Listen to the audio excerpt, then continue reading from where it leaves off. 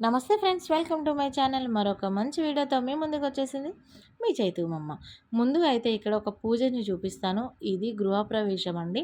మా చిన్నత్తయ్య వాళ్ళ ఇంట్లో వాళ్ళు రీసెంట్గానే ఇల్లు కట్టుకొని గృహప్రవేశం చేశారు.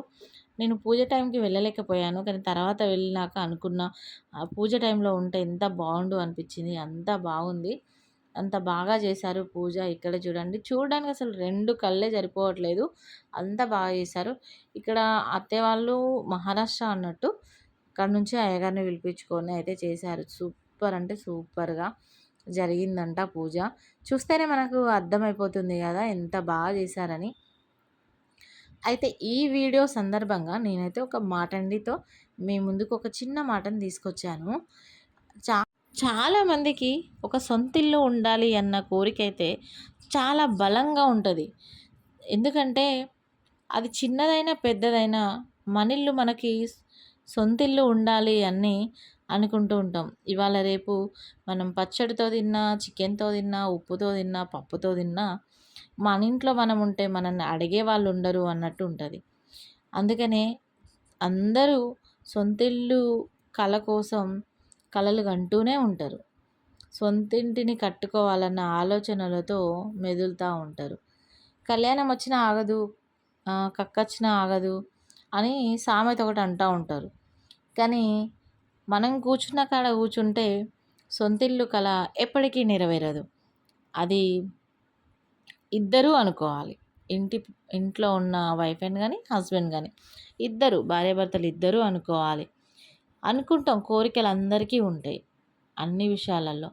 ఇక అది మనకి అది అయ్యే టైంలోనే అవుతుందిలే, మనం ఎంత అనుకుంటే ఏంటి అనుకుంటే కాదు. సొంత ఇల్లు కోరిక ఎలా స్ట్రాంగ్గా మన మైండ్లో ఉందో అంత కష్టం కూడా మనలో ఉండాలి.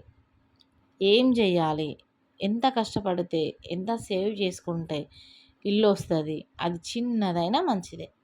మనం ఉన్నామా లేదా ఒక సొంత ఇంట్లో అన్నది సరిపోతుంది.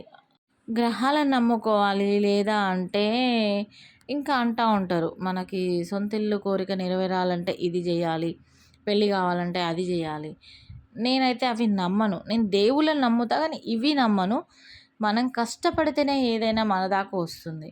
మనం కష్టపడంది ఏది కాదు. కొంతమంది కష్టపడతాం, కానీ ఎంత కష్టపడ్డా అది మన చేతిలోకి రాదు. అంటే మనం సేవ్ చేసుకోవడానికి ఉండదు. అది ఎందుకు? మనం చేసిన అప్పులే అయి ఉండొచ్చు, లేదు అంటే మనం పెట్టే ఖర్చులే అయి ఉండొచ్చు, లేదు అంటే ఇంట్లో నలుగురు ఐదుగురు ఉంటే ఒక్కరే సంపాదించడం వల్ల. మీరందరూ చూసే ఉంటారు 'అమ్మ ఒకటి తారీఖు' సినిమా. నిజంగా అది వండర్ఫుల్ సినిమా. దీన్ని ఫాలో అయితే మాత్రం ఖచ్చితంగా మన మధ్యతరగతి వాళ్ళు దేంట్లో లోటు ఉండరు. ఇట్లా ఒక్కరికొకరం సాయం చేసుకుంటూ ఖర్చులు కూడా ఒకరిదొకరు తెలుసుకొని నడుచుకోవడం వల్ల మన సొంతిల్లు కల ఈజీగా నెరవేరుతుంది. ఇంకో విషయం ఏంది అంటే, మనం ముందు నుంచే కష్టపడాలండి. కొన్ని సంవత్సరాలు అయిపోయిన తర్వాత మనం అనుకుంటే అది చాలా ఇబ్బంది. ఇప్పుడుకి కూడా మేము కూడా కట్టుకోలేదు ఇల్లు. ఇప్పుడు తెలుస్తుంది మాకు, అంటే ఎన్ని ఖర్చులు పెట్టినాము అనేది. అందుకనే ఏముందిలే, ఇవాళ కాకపోతే రేపు సంపాదించుకోవచ్చు, ఇవాళ కాకపోతే రేపు కట్టుకోవచ్చు అన్న ఆలోచన అయితే అస్సలు పెట్టుకోవద్దు.